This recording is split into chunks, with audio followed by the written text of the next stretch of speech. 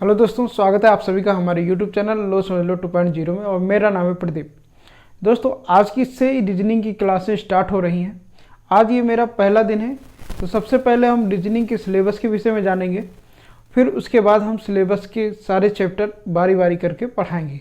Okay, तो आज ये मेरा पहला दिन है और पहले दिन हम आपको रीजनिंग के सिलेबस के विषय में जानकारी देंगे और ये किन एग्जामों में पूछे जाते हैं, कितने नंबर के पूछे जाते हैं और किस लिए पूछे जाते हैं, इन सभी चीज़ों के विषय में जानेंगे।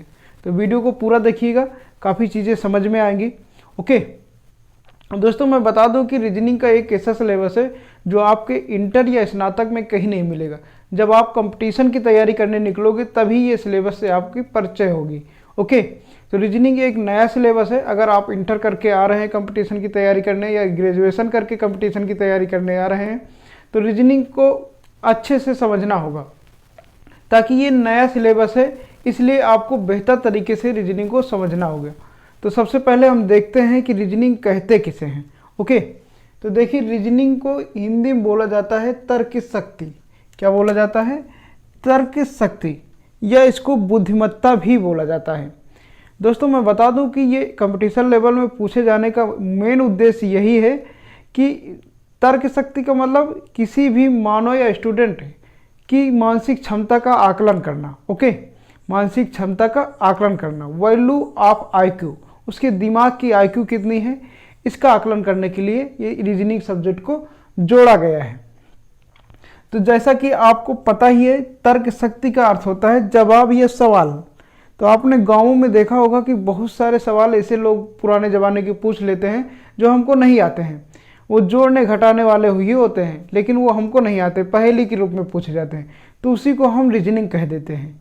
चलिए देखते हैं कि ये कितने एग्जामों में पूछे जाते हैं, कंपटीशन लेवल के कौन कौन से एग्जामों में पूछे जाते हैं। जैसे एसएससी एग्ज़ाम, एसएससी जितने भी एग्ज़ाम कंडक्ट कराती है, चाहे वो मैट्रिक लेवल एग्ज़ाम हो या मल्टीटास्किंग का हो, है ना, या 10+2 का हो, कोई भी एग्ज़ाम हो, उसमें रीजनिंग जरूर पूछा जाएगा। 20 नंबर का, 30 नंबर का, ऐसे रीजनिंग पूछा जाता है। एसएससी जीडी जिसकी वैकेंसी अभी आई हुई है, उसमें भी रीजनिंग पूछा जाएगा 40 नंबर का। 20 क्वेश्चन होंगे और प्रत्येक क्वेश्चन 2 नंबर का होगा, यानी 40 नंबर के क्वेश्चन पूछे जाएंगे। CPO exam, JE exam, BEd, BDO, railway के सभी एग्जामों में रीजनिंग जरूर पूछा जाता है, चाहे वो ग्रुप डी का हो, एनटीपीसी का हो या आरआरबी जेई का हो। तो रीजनिंग जरूर पूछा जाता है रेलवे के सभी एग्जामों में। इधर देखते हैं पुलिस और एसआई, इसमें भी रीजनिंग से क्वेश्चन पूछे जाते हैं काफ़ी संख्या में। ओके, और भी देखते हैं हम, जैसे आईएएस हो गया, पीसीएस हो गया, एलआईसी, बैंक, पेट, ये सारे एग्जामों में रीजनिंग पूछा जाता है। तो रीजनिंग बहुत ही महत्वपूर्ण सब्जेक्ट है, इसको पढ़ना है, बिल्कुल अच्छी तरीके से पढ़ना है। तो अभी हमारे चैनल पर आप नए हो तो चैनल को सब्सक्राइब कर लीजिए। अभी सिलेबस स्टार्ट ही हो रहा है, अभी हमने कोर्स स्टार्ट ही किया है, तो आप बेसिक से बिल्कुल अच्छे से समझ पाओगे अगर आप चैनल को सब्सक्राइब कर लोगे तो। ओके, तो मैं आशा करता हूं कि आप लोग चैनल को सब्सक्राइब कर लोगे और बिल्कुल बेसिक तरीके से पूरा रीजनिंग हम लगभग 2 महीने के अंदर ख़त्म करने वाले हैं। तो ये मेरा पहला वीडियो है जिसके अंदर हम सिलेबस बताने जा रहे हैं। तो सिलेबस में क्या क्या पढ़ना होता है, देखिए, रीजनिंग को 2 भागों में बांटा गया है, हम बताते हैं। एक बांटा गया है भाषिक रीजनिंग और दूसरा बांटा गया है आभाषिक। इंग्लिश में बोला जाता है वर्बल एंड नॉन वर्बल।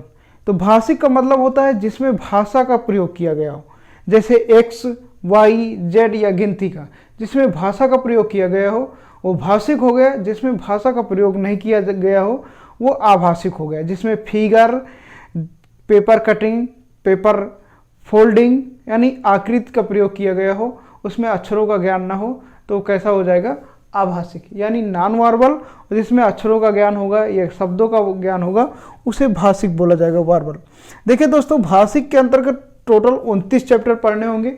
कोई जो मोटी बुक होती है रीजनिंग की उसमें बहुत सारे चैप्टर दिए होंगे, लेकिन इंपॉर्टेंट जो चैप्टर हैं आपके एग्जाम के लिए वो सिर्फ 29 चैप्टर हैं। ओके, और आभाषिक के अंतर्गत, नॉन वर्बल के अंतर्गत टोटल 10 चैप्टर हैं, जो आप 10 चैप्टरों से आपके क्वेश्चन बनेंगे। तो ध्यानपूर्वक आपको समझना है वो कौन कौन से चैप्टर हैं भाषिक के अंतर्गत। तो पहला चैप्टर आता है सदृशता परीक्षण, जिसको इंग्लिश में बोला जाता है एनालॉग टेस्ट।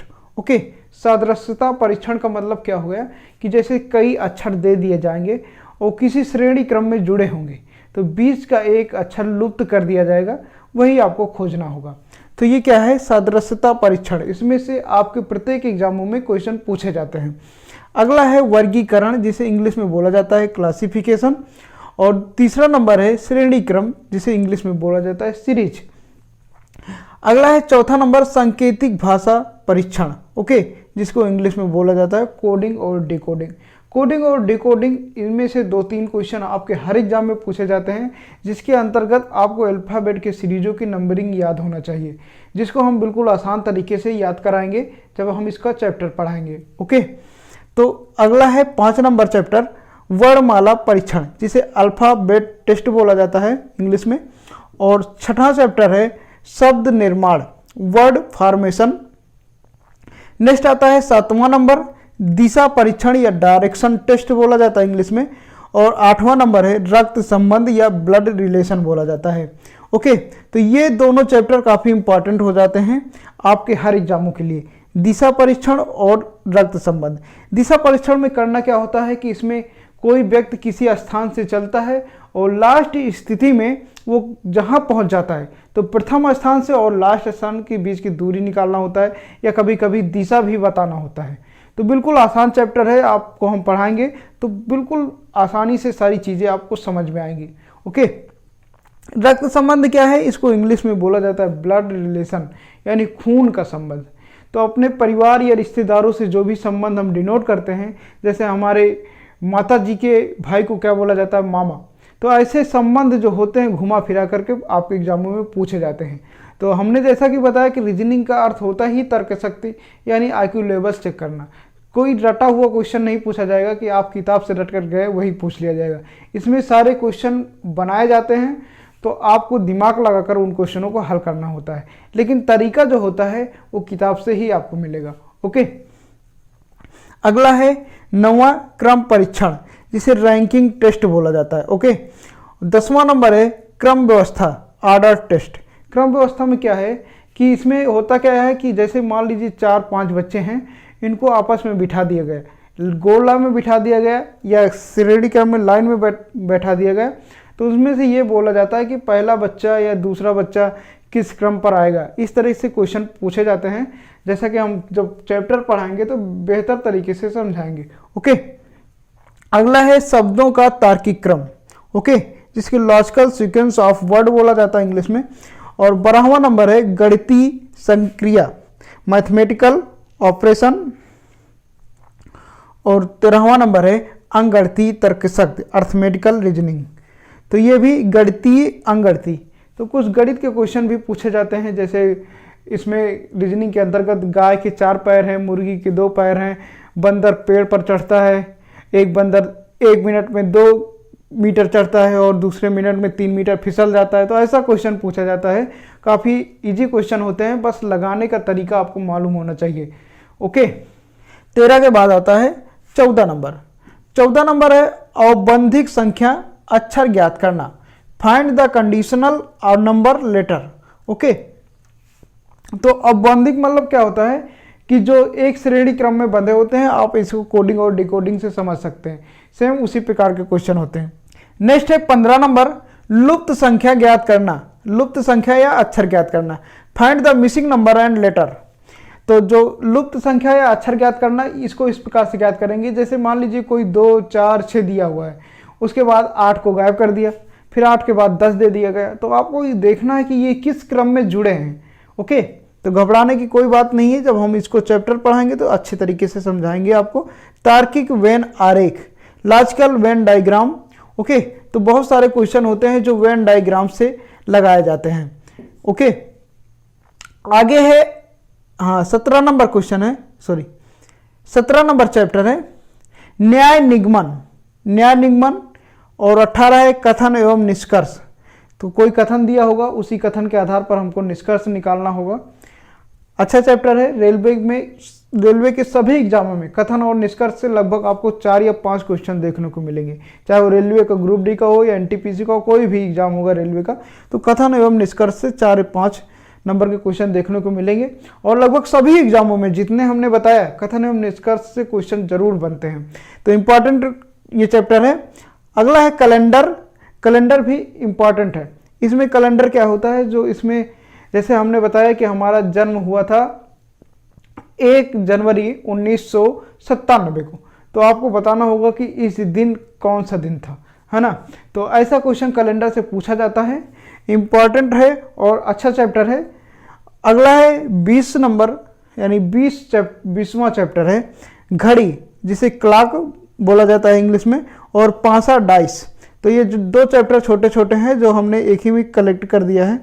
तो घड़ी से संबंधित क्वेश्चन पूछा जाता है, डाइस पांसा जिससे आप लूडो खेलते हैं, तो लूडो वाले पांसे से संबंधित भी क्वेश्चन आपको देखने को मिलेंगे रीजनिंग में। 21 नंबर चैप्टर है आयु संबंधी प्रश्न, जिसे प्रॉब्लम ऑफ एज बोला जाता है। तो आयु संबंधी प्रश्न यानी पिता का आयु दे दिया जाएगा, पुत्र का आयु पूछ लिया जाएगा, आपने पढ़ा ही होगा ऐसे क्वेश्चन को। 22 है घन और घनाभ, क्यूब एंड क्यूबाइड, है ना। घन और घनाभ से संबंधित क्वेश्चन पूछे जाते हैं आपके एग्जाम में, जिसमें आपको हम बताएंगे घन और घनाभ। तो ऐसा घन बनेगा, घन और घनाभ।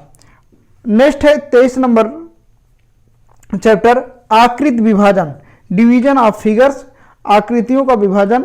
और 24 नंबर है अवयव एवं सारणिक, okay, matrix and number table. तो ये चैप्टर हैं, टोटल 24 चैप्टर हो गए। 25वां चैप्टर है पहेली परीक्षण, जिसे इंग्लिश में बोला जाता है पजल टेस्ट। और 26 है कथन एवं पूर्वधारणाएं। और 27 है कथन एवं निष्कर्ष। 28 नंबर कथन एवं पर्याप्तता। ये सारे यहाँ से लेकर के ये सारे लगभग सेम ही रूल लगते हैं, इनमें थोड़ा बहुत डिफरेंट होता है, जो आपको हम चैप्टर पढ़ाएंगे तो समझ में आ जाएगा। ओके, घबराना नहीं है, इतने चैप्टर कुछ नहीं है। जब हम पढ़ाने लगेंगे बिल्कुल बेसिक तरीके से, तो आपको बिल्कुल अच्छे तरीके से समझ में आएगा। आप कहेंगे वाकई ये सारे चैप्टर बिल्कुल आसान है। तो सिर्फ आपको मेरा हर वीडियो देखना है। ओके, अब चलिए देख लेते हैं कि नॉन वर्बल में टोटल 10 चैप्टर कौन कौन से हैं जो हमें पढ़ने हैं। तो नॉन वर्बल में पहला चैप्टर हमारा दर्पण प्रतिबिंब, जिसे इंग्लिश में बोला जाता है मिरर इमेज। तो दर्पण प्रतिबिंब का मतलब होता है मिरर इमेज, यानी कोई दर्पण दे दिया जाएगा, है ना, कोई वस्तु या दे दिया जाएगा। जैसे मान लीजिए ये गमला है, तो इसको दर्पण के सामने रखने पर ये किस टाइप का दिखाई देगा। तो इसको ऐसे मोड़ दिया जाएगा, इसको ऐसे मोड़ दिया जाएगा, इसको ऐसे, तो ये दर्पण में किस टाइप का दिखाई देगा। ओके, तो इसका हम प्रैक्टिकली प्रयोग करके दिखाएंगे। आपको प्रैक्टिकल में कोई नहीं दिखाता होगा, लेकिन हम इसको प्रैक्टिकली प्रयोग करके दिखाएंगे। दर्पण इमेज, मिरर इमेज, है ना, और जल प्रतिबिंब, पेपर कटिंग, ये सारे प्रैक्टिकली आपको इस वीडियो में देखने को मिलेंगे। तो आप लोग चैनल को अभी सब्सक्राइब कर लीजिए, रीजनिंग को बिल्कुल धुआं उड़ा दीजिएगा। सारे चीज प्रैक्टिकली, जितने चीजें हैं आपको सारे प्रैक्टिकली करके दिखाएंगे। प्रैक्टिकल से मैथ पढ़ाएंगे, प्रैक्टिकल से रीजनिंग पढ़ाएंगे। ओके, ये पहले आपने बायो में प्रैक्टिकल किया होगा, लेकिन इस बार अब मैथ और रीजनिंग में प्रैक्टिकल चालू होगा इस चैनल पर। तो इसलिए अभी जल्दी से आप लोग चैनल को फटाफट सब्सक्राइब कर लीजिए। अगला आता है जल प्रतिबिंब, वाटर इमेज, यानी कोई जैसे मान लीजिए ये तालाब है। ओके, वाटर इमेज में क्या है, तालाब है, यहाँ पर व्यक्ति को खड़ा कर दिया गया, इसके किनारे पे, कोन पे, कॉर्नर पे खड़ा कर दिया गया। तो अब इसका प्रतिबिंब कैसे दिखाई देगा, ऐसा पूछा जाता है क्वेश्चन।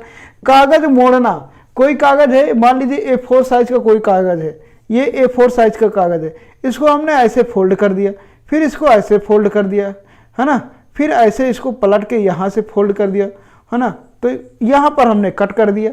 तो ऐसा इसको ओपन करने पर कैसा दिखाई देगा। तो इस प्रकार से क्वेश्चन आपके पूछा जाएंगे एग्जाम में। ये जो कागज फोल्डिंग और कटिंग है, इसको प्रैक्टिकली करके हम दिखाएंगे, कैंची से काट करके। ओके, तो इससे आपको ज़्यादा बेहतर समझ में आएगा। अगला देखेंगे आकृति पूर्ति, कागज काटना, कागज मोड़ना, पेपर कटिंग, पेपर फोल्डिंग। आकृति आपूर्ति मतलब जैसे आकृति आपूर्ति का अर्थ होता है कि जैसे 4 चीज़ें हैं, यहाँ पर बना दिया बॉल, यहाँ पर बना दिया बैट, तो यहाँ पर खाली स्थान दे दिया, और यहाँ पर पिच बना दिया खेलने वाला। तो ऐसा पूछ लिया जाएगा कि यहाँ पर क्या आएगा। तो आकृति को भरना होता है। आपूर्ति का मतलब होता है कि पूर्ति कीजिए, उसमें भरिए, क्या आएगा इस सोच कर भरिए, दिमाग लगाइए। ओके, आगे है आकृति निर्माण, बिंदु स्थिति, आकृति घूर्णन, ओके, आकृतियों का तार्किक क्रम, और 10वां है छिपी हुई आकृति ज्ञात करना। तो ये सारी चीज़ें आपको प्रैक्टिकली करके हम दिखाएंगे, कोई बिंदु की स्थिति कैसे होगी, और ऐसे भी बोर्ड पर भी बिल्कुल अच्छे तरीके से हम समझाएंगे, जैसा कि आपको आसानी से समझ में आएगा। ओके, तो टोटल हमको वार्बल में कितने चैप्टर पढ़ने थे? 29, और नॉन वार्बल में कितने पढ़ने थे? 10। तो ये 10 और 29 मिला करके टोटल कितने हो गए? 39 या 40 चैप्टर लगभग आपके रीजनिंग में है, जो कि प्रत्येक एग्जामों में पूछे जाते हैं। ज़्यादा बड़े चैप्टर तो नहीं है और ना ज़्यादा कठिन ही है, लेकिन कठिन उसके लिए नहीं है जो अच्छे से समझेगा, और जो अच्छे से नहीं समझ पाएगा उसके लिए तो बहुत ही कठिन है।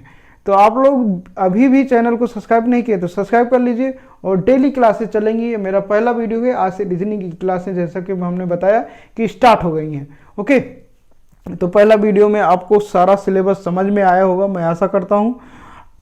ये वीडियो कैसा लगा आप लोग कमेंट बॉक्स में ज़रूर बताइएगा। मिलते हैं किसी नेक्स्ट वीडियो में, तब तक के लिए जय हिंद, वंदे मातरम।